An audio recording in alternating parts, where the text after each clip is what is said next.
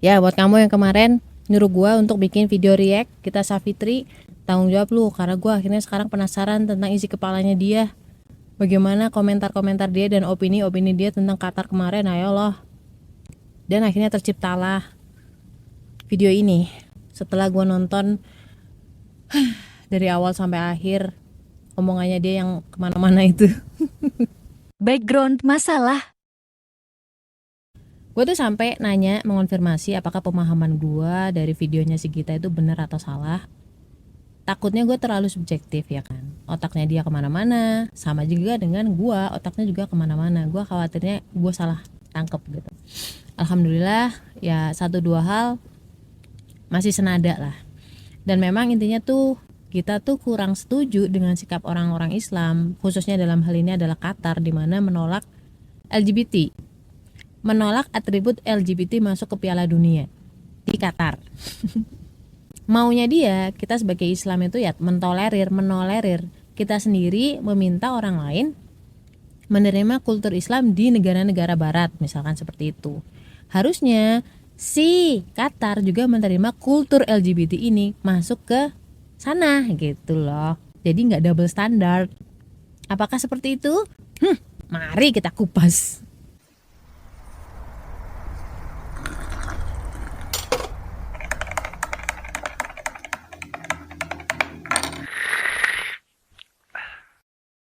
Qatar tak bawa agama. So, oke gengs, yang pertama Qatar itu sebenarnya tidak ngomongin tentang agama di situ. Ya kan? Dia cuma bilang bahwa tidak sesuai dengan kultur kami. Mereka pasti punya pertimbangan lah. Orang Qatar itu kan tahu Islam, tahu hadis, tahu Quran. Kalau kita Saf sendiri gue nggak yakin dia tahu atau enggak, dia baca atau enggak, gue not sure. Kenapa Qatar tidak membawa nama Islam, nama agama di situ? Karena Qatar tahu bahwa tidak semua negara itu berpaham agama. Ada negara-negara yang memisahkan antara agama dan juga pemerintahan. Ini kan momen Piala Dunia, ya main bola, jangan membawa campaign di luar itu. Kan gak lucu ya pertandingan sepak bola terus tiba-tiba ada campaign propaganda tentang aliran inilah, feminis lah, aliran itulah, aliran LGBT lah, kayak gitu. Sama halnya kalau misalkan tiba-tiba ada campaign pilihan presiden gitu di acara sepak bola umum, gitu kan gak lucu ya kan. Selalu menyudutkan Islam. Gita Saf ini gue nggak tahu kenapa ya, dia itu tuh selalu menyudutkan Islam. I don't know why. Lenje banget sih.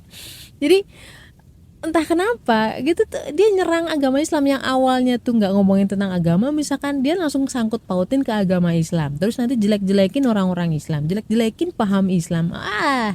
Sampai gue bertanya-tanya, lu nanya sebenarnya kita itu Islam bukan sih?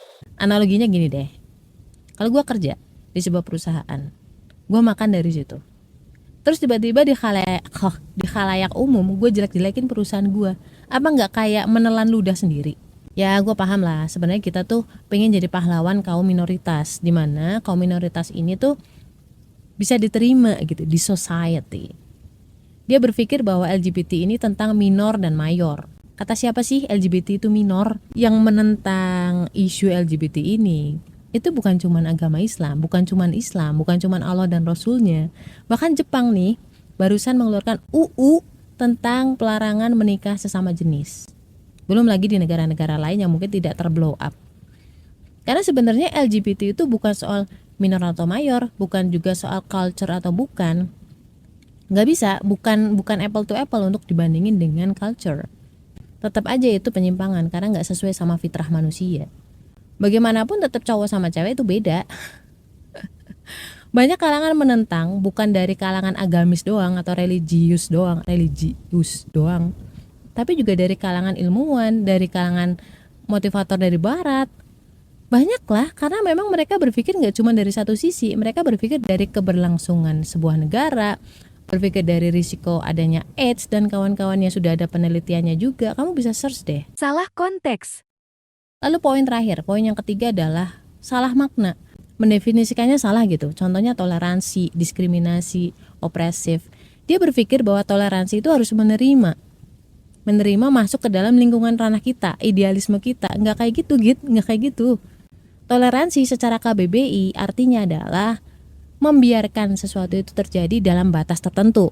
Contohnya nih, gue punya kanca lagi, gue punya temen, dia homoseksual. Kita deket nih, kita kita sering sharing, kita sering cerita, ngobrol satu sama lain, gue baik sama dia juga masih baik sama gue.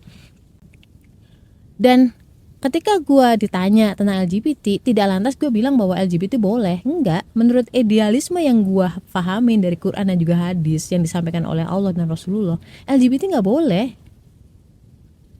Bukan berarti karena gue punya teman terus gue sayang sama temen gue yang LGBT terus akhirnya gue merubah idealisme gue. Enggak, itu bukan toleransi, itu namanya lu gak punya prinsip.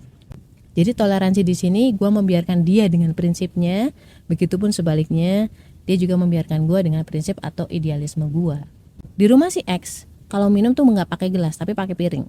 Ketika gue datang ke rumahnya dia, gue mau minum, ya otomatis kan sudah sepantasnya gue ngikutin aturannya dia, minum pakai piring.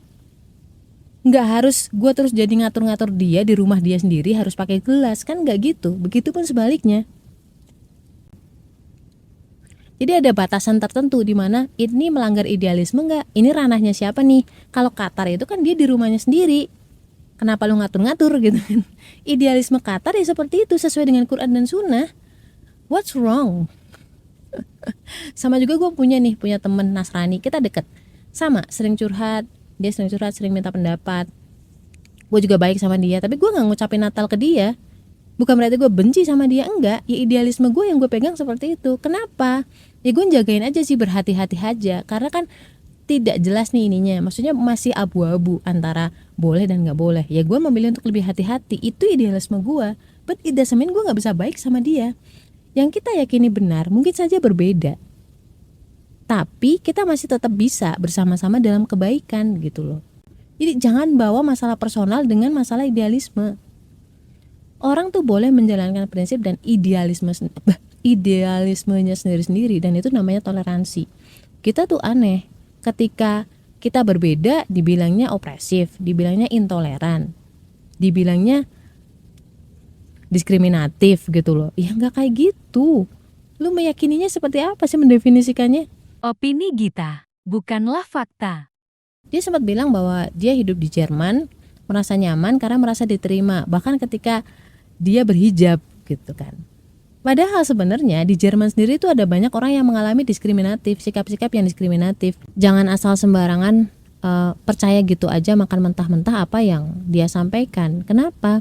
Dia itu sering salah menangkap akar dari suatu masalah. Dia sering salah mendiagnosa sesuatu. Kalau diagnosanya aja salah, obatnya belum tentu benar, terlalu berisiko. Dan apapun yang disampaikan oleh Gita itu adalah opini, bukan fakta, bukan kebenaran. Itu menurut persepsi dia gitu. Benar menurut persepsi dia. Ketika kita menjalani sendiri, ternyata enggak ya gitu. Jadi kita tuh dikasih akal buat mikir juga, ini benar gak sih omongannya dia.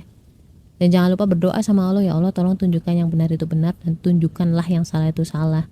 Biar kita gak sampai salah memilih idola.